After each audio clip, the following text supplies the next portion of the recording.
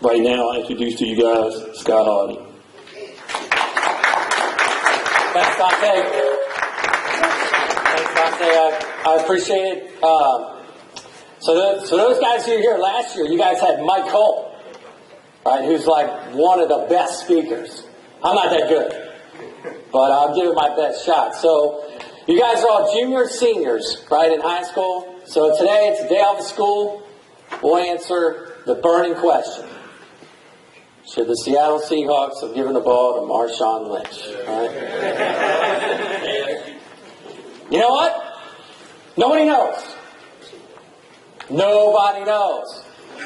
I was rooting for the Patriots, right? But you know what? Yeah, boo. But maybe Vince Wilfork would have stripped the ball. Who knows? It's so easy to Monday morning quarterback. Don't waste your time doing that. It's fun to talk about, but the reality is it doesn't do a whole lot of good.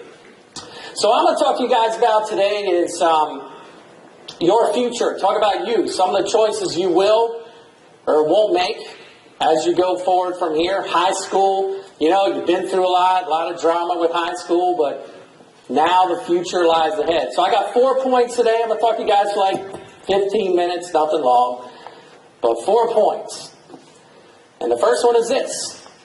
Your story, your book, the book about you, gets written by you. No one else is in control of that. You are. Don't let someone else be in control of that.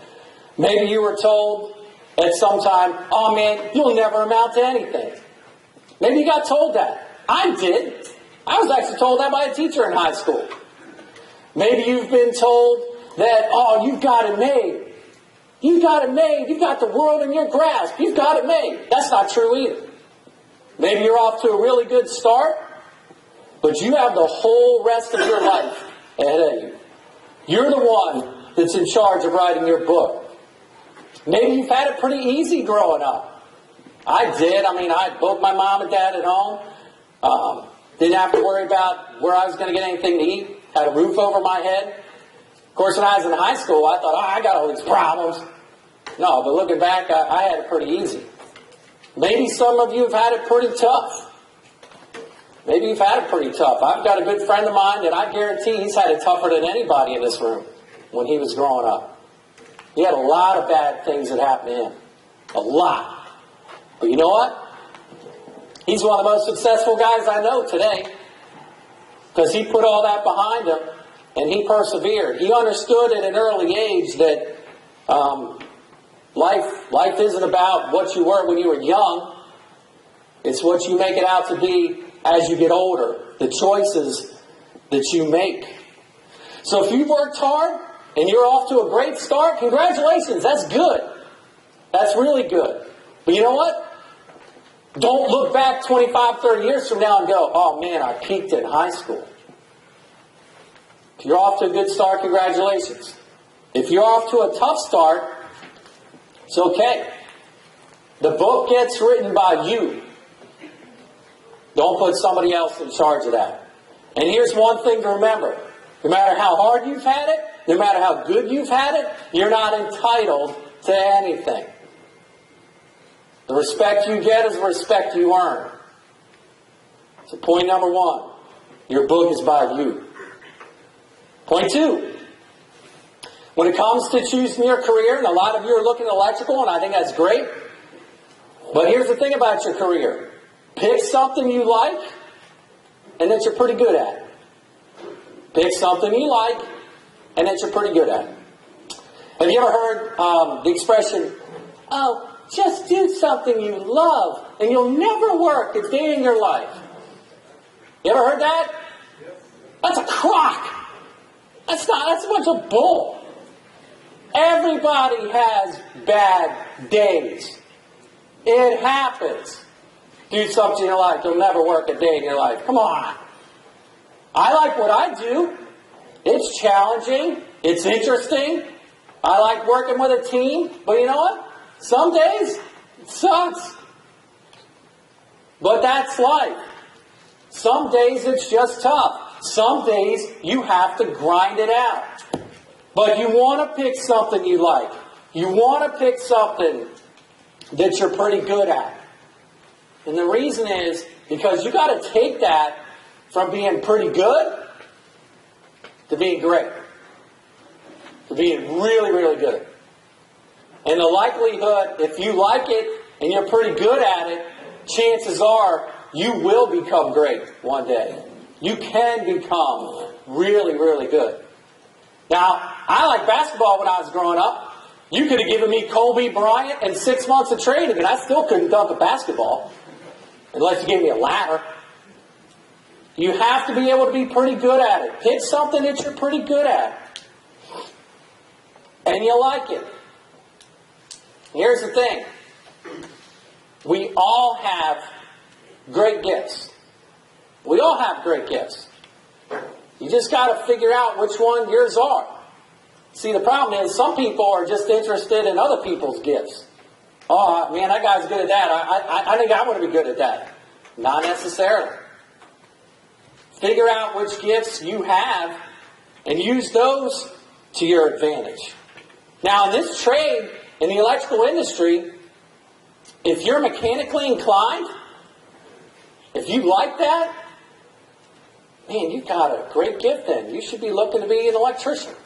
That's what you should truly be looking to do. Get a job as an apprentice. Can lead up to a journeyman, a foreman. There's so many good opportunities in this trade if you're mechanically inclined.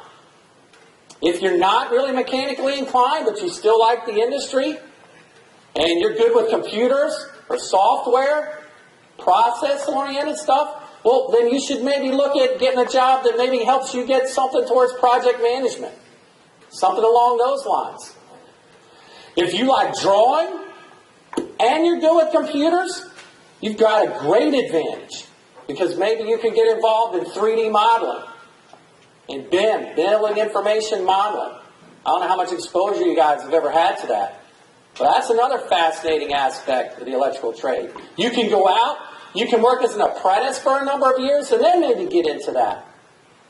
But figure out what you like. What your gifts are. Use that to your advantage. And then you have to work hard to be great at it. I have a junior in high school. I have an older one who's graduated from high school. And one of the things that I find in talking to kids a little bit, and I'm not used to a high school audience like this for most of the people that I talk to, but some of the things that I find is that when people are younger, you kind of look at somebody who's been successful and you go, oh man, they've always been that. They've always been that guy or that lady. That's not true. I'm a big college football fan. I talk about the Seahawks, but the truth is I'm a big college football fan. And I had an opportunity one time to see, how many of you guys know who Nick Saban is? You guys know who Nick Saban is? I mean, that's like 5 people? That's not very many college football fans. Well, Nick Saban is the head coach at the University of Alabama. And probably, certainly one of the most successful college coaches there is. Okay? I had a chance one time, I saw his wife, Terry Saban, speak, and she said that before she and Nick Saban came to the University of Alabama, they've been married 38 years and moved 17 times. Do that math. Married 38 years, moved 17 times. That's a lot of getting fired, changing jobs for an opportunity, moving all over the country. That's a lot of hard work to get to be the guy who's the premier college coach. But people look at him and they go, oh man, he's always been that guy. No, he hasn't. He went through a lot to get there to be great. So keep that in mind as you're going through what you have to and figuring out what you want to do. And no matter what, whether you want to be a foreman, electrician, whether you want to get involved in project management, you want to get involved in 3D modeling, or maybe something else. Know this, no matter what you choose to do, there's always always going to be a shortage of leaders. Technology cannot replace leaders.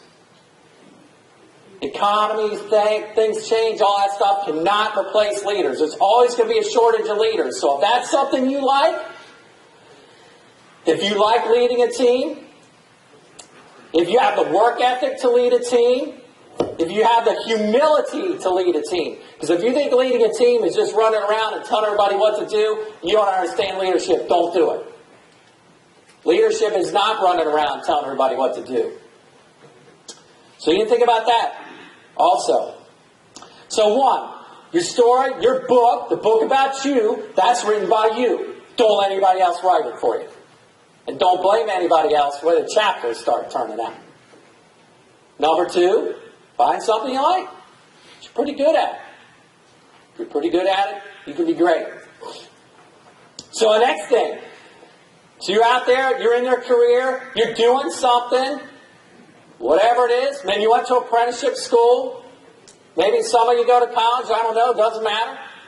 Here's the thing, though. Whether you go to apprenticeship school, whether you go to a college, as soon as you get out, that's not the end of your education.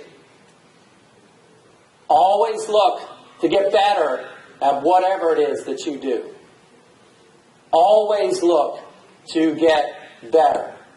Whether it's through continuing education, reading a book, webinars, whatever it is.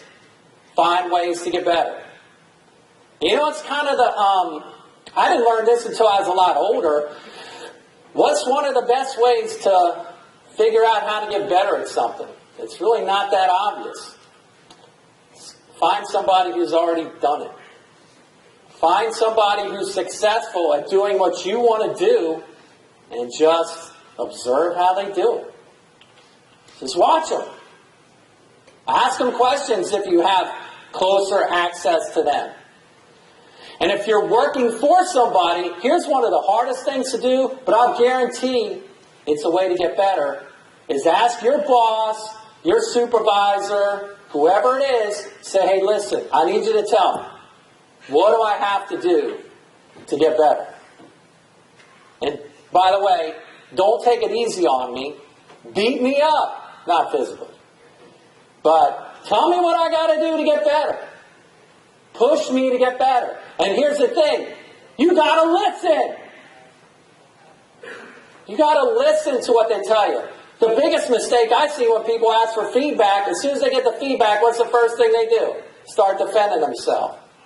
It's like, look, man, you asked me what you would need to do to get better. I didn't mean for this to turn into an argument. Get some feedback on how you're doing. Find someone to push you to be better, to make you accountable. It's a really important way to learn how to get better at something. So no matter what you choose to do, get out there, solicit some feedback on how you're doing. Find somebody who's willing to tell you and be honest with you about it. All right, so 3 points so far. All of them are about you. Your book, doing something you like, and busting your butt to be great. Find a way to be great. So what's point number 4? So it's been all about you so far. So point number 4 is give something back. Give something back. Your country, your community, your industry. We are fortunate in this country to have all that we have. We've had people in the military risk and in some lose their lives fighting for this country. Police officers, fire, people who lay it on the line every day for us. Give something back. Find a way to be supported, to give something back for your country. Your community, could be a church, school, kids in your neighborhood. You get out there in the world, you get to be great, you're doing something, give something back. Your industry, so if you're in the electrical industry, Give something back. Get involved in a trade association like IEC. Work with kids. Help them to do something. Give something back. So as you go forward from here, high school, maybe you've been through a lot. It's just the beginning.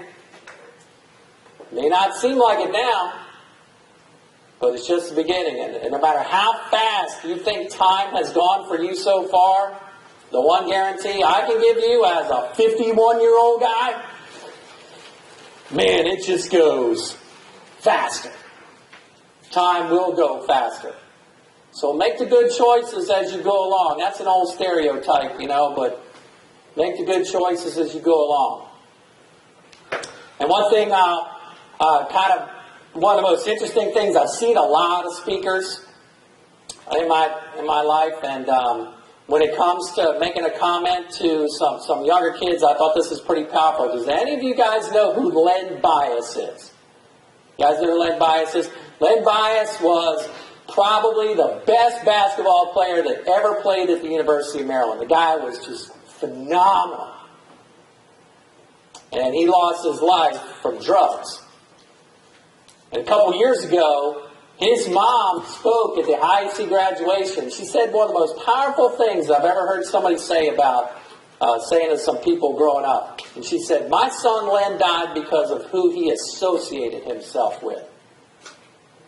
So she said, of all the choices you make sure whoever you associate yourself with is going to work out well for you. So I'm going to steal that from Mrs. Bias, although I'm giving her credit for it. That was really cool when she said that. So my 4 things for you guys. Recap. 1, your book, it's written by you. Don't let somebody else write the damn book. You're in control of it. 2, so you move out of high school, find something you like, and you're pretty good at it. Take that and convert it into something and be great at it. And once you are great, you are successful, keep learning. Keep learning. Always push to be better. And number 4, give something back. Your country, your community, your industry. Wish you guys all the best in writing your book. Thanks for letting me talk to you today for a couple minutes. I think Doc's saying,